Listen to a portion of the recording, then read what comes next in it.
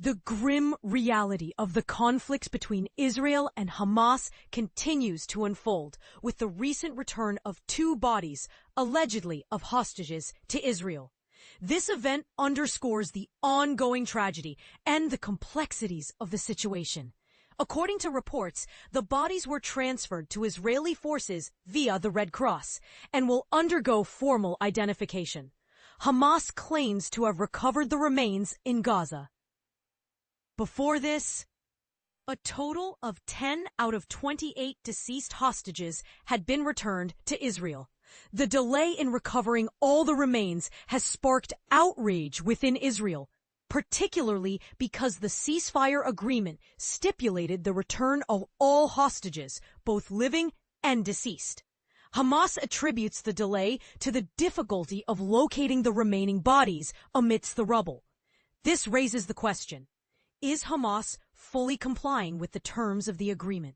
Israeli Prime Minister Benjamin Netanyahu's office has decided to keep the Rafah border crossing between Gaza and Egypt closed until further notice.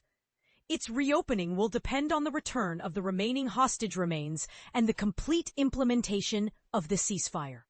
This crossing is crucial for Palestinians needing medical assistance and for those seeking to return home. The IDF has emphasized that Hamas must adhere to the agreement and take the necessary steps to return all hostages. However, the U.S. has downplayed any suggestion that the delay constitutes a breach of the ceasefire deal, which President Donald Trump hailed as a major achievement during his visit to Israel and Egypt. But here's where it gets controversial. The text of the ceasefire deal has not been made public, but a leaked version suggests that the possibility of not immediately accessing all bodies was accounted for. Hamas has blamed Israel for making the task difficult, citing the devastation caused by airstrikes and the restrictions on heavy machinery entering the territory. UN humanitarian chief Tom Fletcher described the Gaza Strip as a wasteland, with people searching through rubble for bodies and trying to find their homes. As part of the U.S.-brokered ceasefire, Hamas also returned all 20 living hostages to Israel. On Friday, Israel's military confirmed the identity of the 10th deceased hostage returned by Hamas.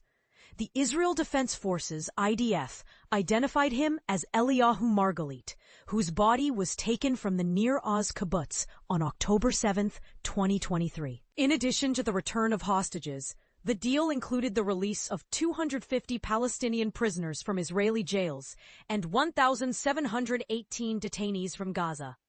On Saturday, Israel handed over the bodies of 15 Palestinians to officials in Gaza via the Red Cross, bringing the total number of bodies received to 135.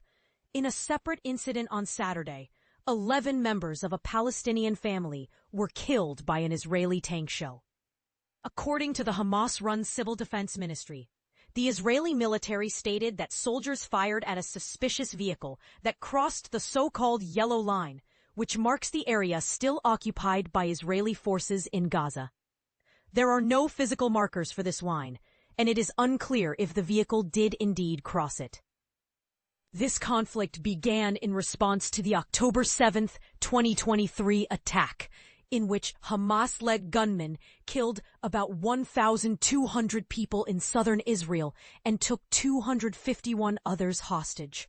Since then, at least 68,000 people have been killed by Israeli attacks in Gaza, according to the Hamas-run Health Ministry, whose figures are considered reliable by the UN. A UN Commission of Inquiry stated in September that Israel had committed genocide against Palestinians in Gaza.